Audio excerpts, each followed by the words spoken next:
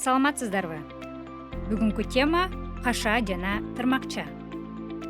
Сүйлөмдү жазып жаткан учурда андагы айтылган ойду толуктоо, тактоо, ал жөнүндө бир нерсени эскерте кетүү зарылчылыгы жаралса, андай сөз айкашы же сүйлөм эки жагынан кашаага алынып жазылат. Мааниси көпчүлүккө кеңири түшүнүктүү болбогон сөзгө түшүндүрмө берилсе, бир тилдеги сөздү экинчи тилге которуп түшүндүрөт же терминдин, сөздүн маанисин экинчи бир сөз менен ачып көрсөтөт.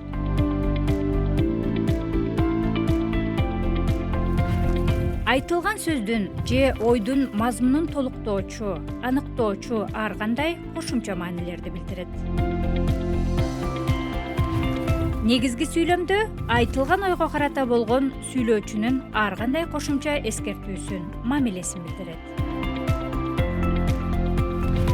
Ал эми тырмакча негизинен төмөнкүдөй учурларда колдонулат. Бөтөн сөз тырмакчага алынып, төл сөздөн бөлүнүп жазылат. Айтылып жаткан ойго тактоо, толуктоо, бышыктоо маанисин берүү максатында сүйлөм тизмегине киргизилген макал лакаптар, учкул сөздөр жана башкалар тырмакчага алынат. Бирок анын алды артына төл жана бөтөн сөзгө тиешелүү болгон тыныш белгилери, мисалы кош чекит, үтүр, сызыкча коюлбайт. Башка бирөө тарабынан айтылган сөз же сөз айкашы сүйлөмгө киргизилсе, тырмакчага алынып жазылат. Өзүнүн түз маанисинде эмес, каймана мааниде же какшык, мыскыл маанисинде колдонулган сөздөр тырмакчага алынат.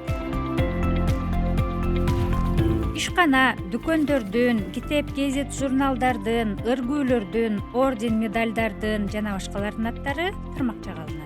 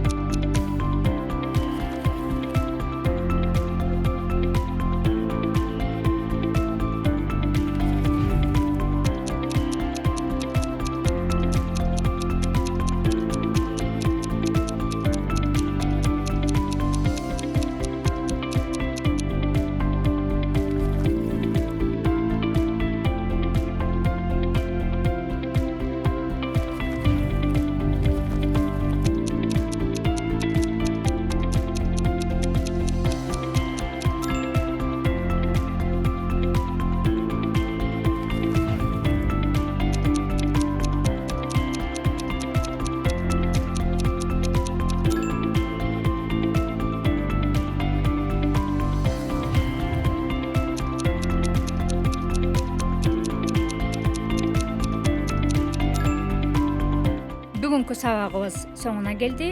Кийинки сабактан амандашканча сак саламатта болуңуздар.